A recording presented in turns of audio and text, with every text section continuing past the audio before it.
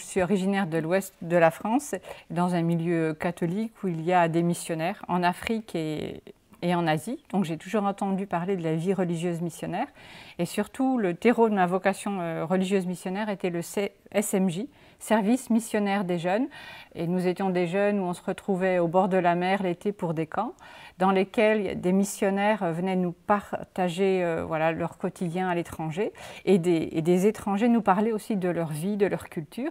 Et cela m'a vraiment ouvert à l'extérieur, avoir un regard plus ouvert que nos églises locales. Si ma vie religieuse ne donne pas la vie, alors je quitte tout de suite la vie religieuse.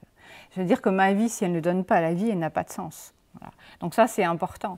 Pour moi, au niveau d'un vœu de chasteté, c'est un vœu qui est pour la vie.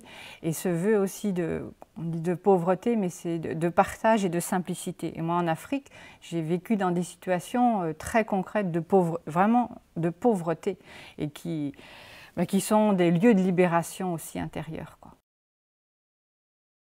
Moi, je suis dans une congrégation religieuse missionnaire et nous, notre prière, c'est contempler le Christ dans l'action.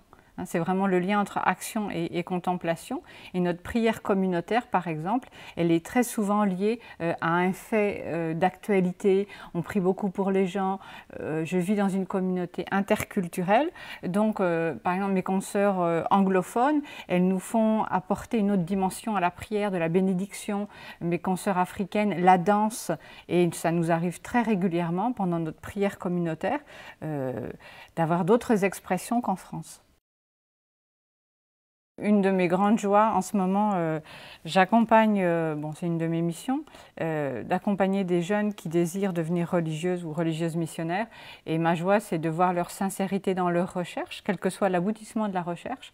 Et ma joie de voir que le Seigneur appelle encore des jeunes françaises aujourd'hui.